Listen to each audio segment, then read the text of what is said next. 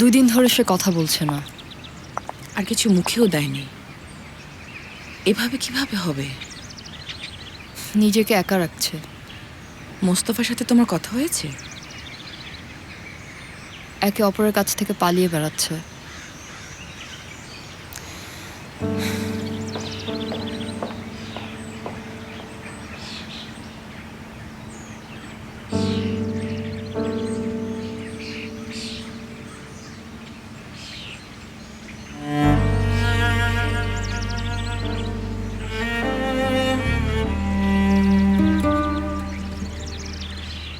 ঠান্ডায় কি এটা মরে যাবে?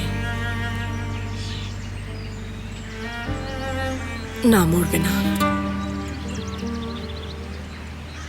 বেঁচে থাকবে। আমি এর যত্ন নেব।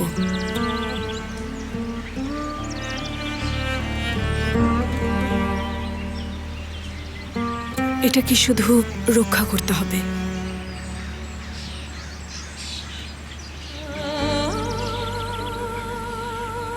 তবে ঠান্ডা থেকে না, মন্দ কিছু থেকে।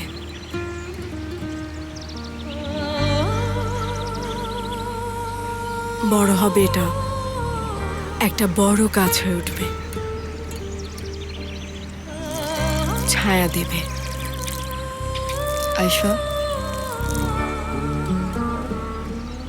চলুন বাড়ির ভেতরে যাই, ঠান্ডা লেগে যাবে। না মনে হয়, আমি তো ভাবছি সোয়েটারটাও খুলে ফেলবো। আয়শা প্লিজ।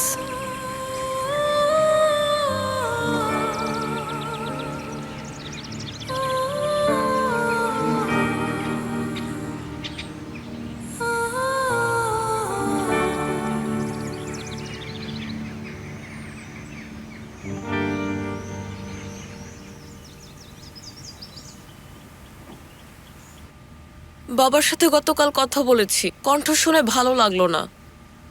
আমি আবার ফোন করলাম কিন্তু ধরেনি, একটু আগেও ফোন করলাম ধরেনি। খুব চিন্তা হচ্ছে। তাই নাকি? কি হয়েছে তার? আমি জানি না। ঈসা ভাইয়াকে কল করেছিলাম, সেও জানে না, এখনো বাসায় ফেরেনি। হ্যালো। হ্যালো বাবা, কেমন আছো? এই তো ফেরিহা ফুফু, বাবাকে কোথাও পাচ্ছি না। আমি তোমাকে এজন্যই ফোন করেছি, কোনো কিছু জানো কিনা তাই। না, আমিও কিছু জানি না, চিন্তা হচ্ছে। চিন্তা করো না বাবা, চিন্তা করো না। তার নিশ্চয়ই কোনো জরুরি কাজ পড়ে গেছে, কাজ শেষ হলে জলদি চলে আসবে ইনশাল্লাহ। ইনশাল্লাহ ফুফু।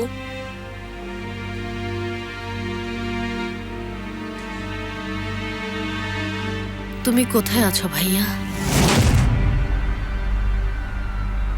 আমরা ওনাকে সব জায়গায় খুঁজেছি স্যার, ওনার বাসাতেও, এমনকি ওনার এক্স ওয়াইফের বাড়িতেও।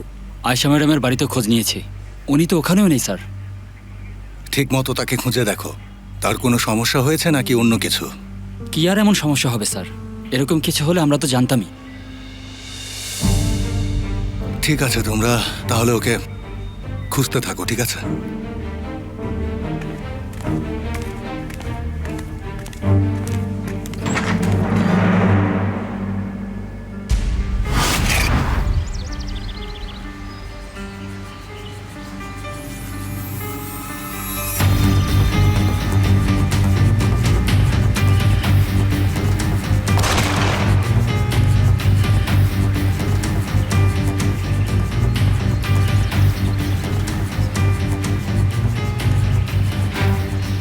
এটা আপনি ঠিক করছেন না বাহারি বাবা, অপমান করছেন।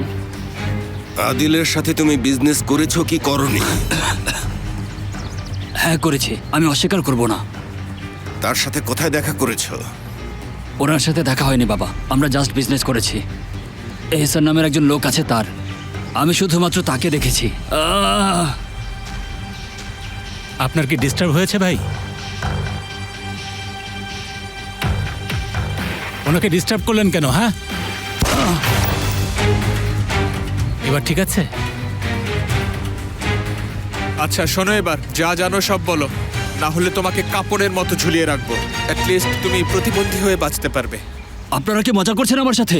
ওরা তো আমাকে মেরে ফেলবে। একজন জ্ঞানী লোক জানে যে কাকে কখন ভয় দেখানো উচিত, কিন্তু তুমি হচ্ছ একটা বোকা।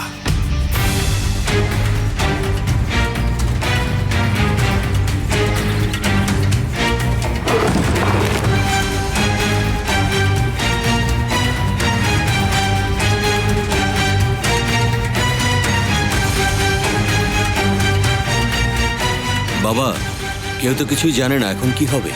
যতক্ষণ না পাবো ততক্ষণ খুঁজবো। আচ্ছা, মোস্তফার কি কোনো খবর আছে বাবা?